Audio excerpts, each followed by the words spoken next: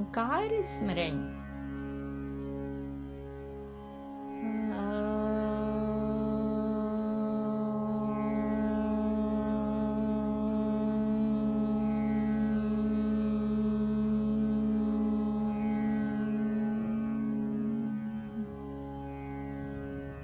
दोस्तों, एक बहुत ही बढ़िया सी कहानी सुनाने जा रही हूँ। शीर्षक है हीरे की लौंग। एक था चिड़ा, एक थी चिड़ी। दोनों ने मिलकर एक ब्राह्मण के घर के छप्पर में अच्छी सी जगह ढूंढकर अपना घोंसला बनाया और आनंद से रहने लगे। चिड़ी ने कुछ अंडे दिए। बात सुनो, चिड़ी ने एक दिन चिड़ी को पुकारा। चिड़ी आई। हमारे इस घर के मालिक राम शास्त्री से उनकी पत्नी हमेशा क्यों झगड़ती रहती है? इसका कारण तो मालूम करो, चिड़ी ने कहा। हमें क्या पड़ी है, हमारे पास अपना काम ही बहुत है। दूसरों के कामों में हम क्यों दखल दे? चिड़ी ने जवाब दिया। लेकिन चिड़े को इससे तसल्ली न हुई। उसने फिर कहा, तुम्हें अपने काम से मतलब रहता है, यह तो मैं खूब जानता हूं, लेकिन क्या हमें इस भोले ब्राह्मण की मदद नहीं करनी चाहिए? चिड़ी ने हंसकर कहा, जी हां, कर चुके आप मदद। मैं कहती हूं कि ये बेकार की बातें छोड़ो, और हां, देखना कोई बिल्ला बिल्ली घोंसले के पास न चला आवे। कुछ समय के बाद चिड़े को कहीं से कुछ कूड़े में नाक में पहनने की हीरे की एक छोटी सी लौंग मिली। उसे चोंच में दबाकर वह चिड़ी के पास पहुंचा और बोला, देखो तुम्हारे लिए क्या लाया हूं, पहनोगी? चिड़ी ने कहा, मुझे गहनों से चाव नहीं, कहीं से कुछ कीड़े मिले तो ले आओ, बच्चे भूख के मारे बिलख रहे हैं। चिड़े ने हीरे की लौंग को वहीं नीचे गिरा दिया और कीड़ों की तलाश में निकल पड़ा।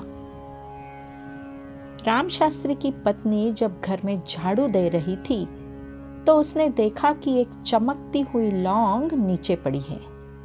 उसने उसे उठाकर अपने पास रख लिया। शास्त्री जी ने जब अपनी स्त्री के पास हीरे की लौंग देखी तो वह अचरज में पड़ गए। उन्होंने क्रोध में आकर अपनी पत्नी से पूछा, यह तुम्हें किसने दी है, बोलो?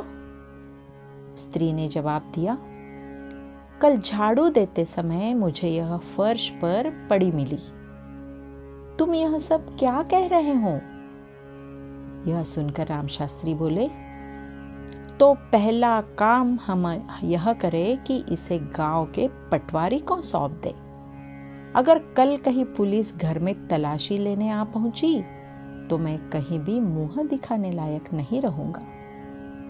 पत्नी हठीली थी, बोली, जो चीज मुझे मिली है वह मेरी है, मैं उसे क्यों दूं? इसी समय एक दूसरे घर में दो माँ बेटियां इस तरह बातचीत कर रही थी।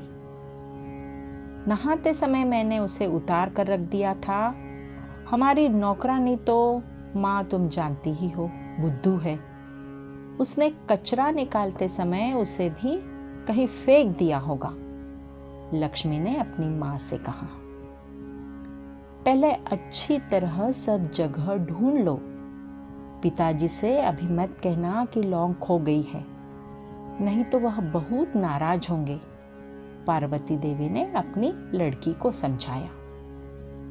धीरे धीरे बात सारे गांव में फैल गई। सबका कहना था कि चोरी नौकरानी ने ही की है। पुलिस ने उसके घर में तलाशी ली, लौंग नहीं मिली।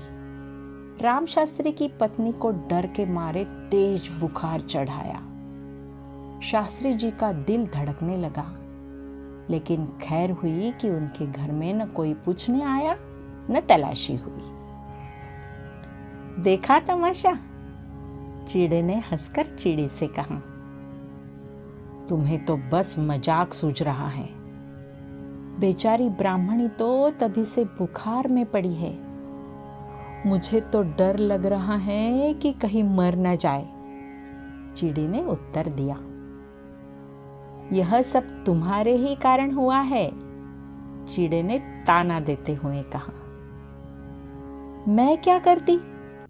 मैंने ब्राह्मणी से यह थोड़े ही कहा था कि लौंग उठाकर अपने पास रख लेना। पति की बात न मानने से ही यह सब हुआ है, चिड़े ने अभिमान से अपना सिर ऊंचा करते हुए कहा। अच्छी बात है, मैं अब तुम्हारा कहना हमेशा माना करूंगी, चिड़ी बोली। चलो, अब दोनों जने बाहर निकल पड़े। कीड़े ढूंढ कर लावे। दोनों चोंच उठाए, पर फैलाए, फर फर बाहर की ओर उड़ गए। धन्यवाद दोस्तों।